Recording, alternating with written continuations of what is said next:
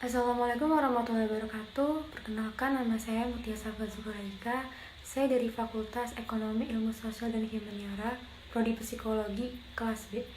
Dalam video ini saya akan memecahkan studi kasus tentang mengapa manusia banyak melakukan pelanggaran baik dari segi norma agama maupun norma sosial. Lalu bagaimana cara mengatasinya agar manusia kembali kepada hakikat manusia, serta apa saja langkah-langkahnya. Yang pertama, kita akan membahas tentang hakikat manusia, alam semesta, dan masyarakat dalam konteks pendidikan Islam oleh Elok Nawangsi tahun 2022. Pada kajian ini menggunakan kajian kepustakaan dan kajian pendekatan filosofisnya, bagaimana hakikat manusia sebagai individu dan anggota masyarakat. Salah satu data primer dari penelitian ini adalah buku yang berjudul Filsafat Pendidikan Islam Menuju Pembentukan Karakter. Dan berdasarkan yang diperoleh dapat disimpulkan bahwa manusia dalam Islam itu meliputi dua unsur, yaitu ada unsur rohani dan yang kedua ada unsur jasmaninya, yang dimana dari kedua unsur tersebut sudah pasti saling bersangkutan satu sama lain, rohani dan jasmani. Dan kemudian Allah memberi potensi yang dimana dalam Al-Quran sudah digambarkan dengan adanya penjelasan dari Bani Adam dan Al-Insan. Di sini juga disebutkan bahwasanya hakikat manusia itu meliputi ruh dan jasad, yang dimana jika keduanya disatukan maka akan menghasilkan suatu eksistensi. Dan dari eksistensi tersebut manusia memiliki perilaku atau tingkah laku yang berbeda-beda. Implikasinya, pendidikan harus dibangun, harus dikembangkan, dan dikembangkan dengan cara yang qobliyah dan akliyah.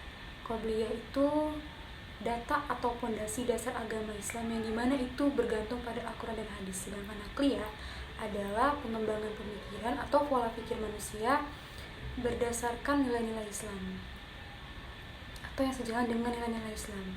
Karena bisa kita lihat pada zaman sekarang banyak sekali kejahatan di luar sana yang terjadi, di mana tokohnya adalah manusia. Maka dari itu sudah semestinya pendidikan agama dibangun dengan konsep akliyah dan qobliyah, guna mengurangi kasus-kasus kejahatan terjadi di luar sana. Karena pada hakikatnya dalam al-bashar manusia itu memiliki akal, yang dimana akal itu digunakan untuk proses berpikir. Maka dari itu manusia itu mengetahui mana sesuatu yang baik yang harus dilakukan dan mana sesuatu yang jahat yang tidak harus dilakukan, positif negatif.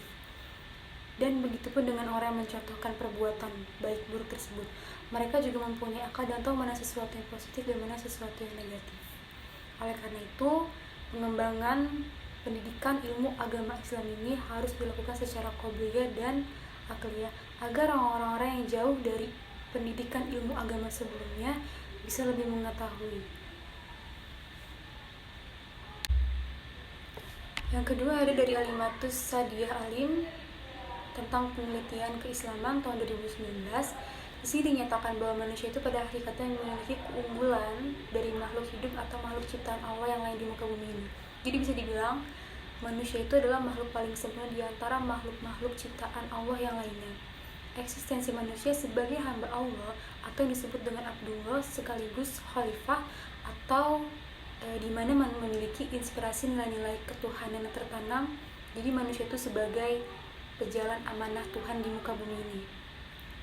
Sifat keingintahuan yang dimiliki manusia menjadikan manusia itu kreatif dengan disemangati nilai-nilai transendensi atau hidup secara bermakna.